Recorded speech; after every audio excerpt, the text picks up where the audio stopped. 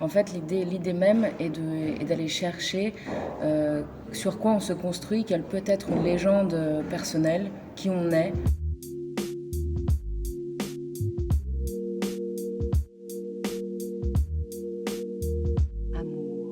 Je m'appelle Sonia Belskaya, je fais du théâtre, donc j'écris, je joue et je mets en scène depuis peu aussi.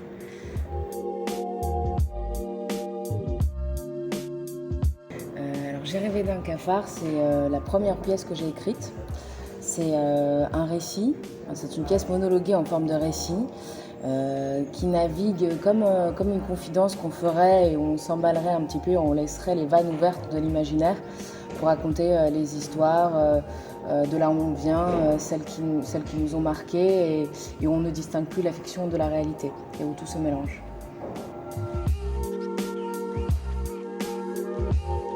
L'idée même de ce spectacle et de l'exercice d'écriture auquel j'avais envie de me prêter, c'était de laisser cours à l'imaginaire du moment où on part de quelque chose, des bribes de souvenirs.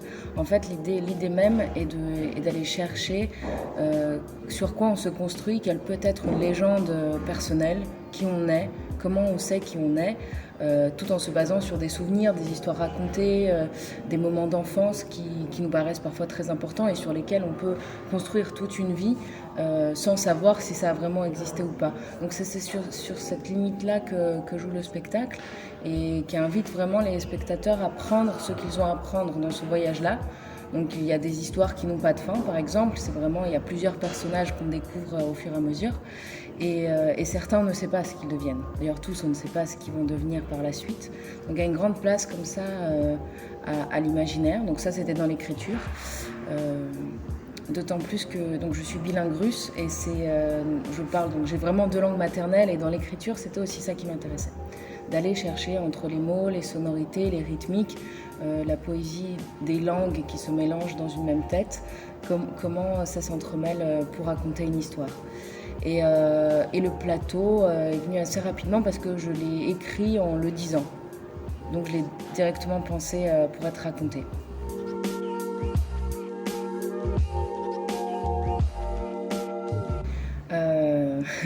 C'est un exercice très particulier, le monologue, entre autres parce que on n'a pas, je pense en tout cas, on n'a pas toutes les clés tout de suite de comment justement va naviguer ce spectacle, comment va être le mouvement et qu'on le découvre vraiment pleinement la première fois qu'on le dit à des personnes présentes dans la salle.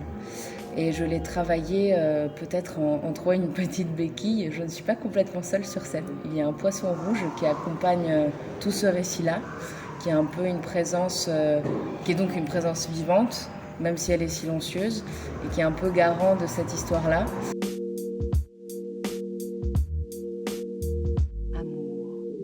Le théâtre dans les vignes, c'est vraiment un théâtre important pour moi parce que donc j'ai fait une formation, la formation de l'atelier Cité au théâtre de la Cité Cédenne Toulouse-Occitanie et pendant cette formation donc, d'un an, on était 7 comédiens en formation et on est venu jouer, il me semble même plusieurs fois. Est-ce qu'on est venu plusieurs fois ?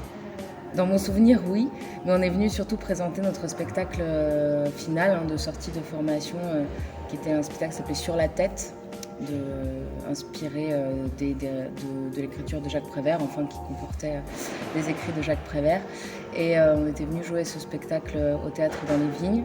Donc c'était un peu les débuts, disons, et de venir avec J'ai rêvé d'un cafard qui aussi est né à l'atelier. Les débuts de l'écriture sont nés pendant cette formation. C'est d'une part extrêmement émouvant et pour moi très important. Il y a une continuité.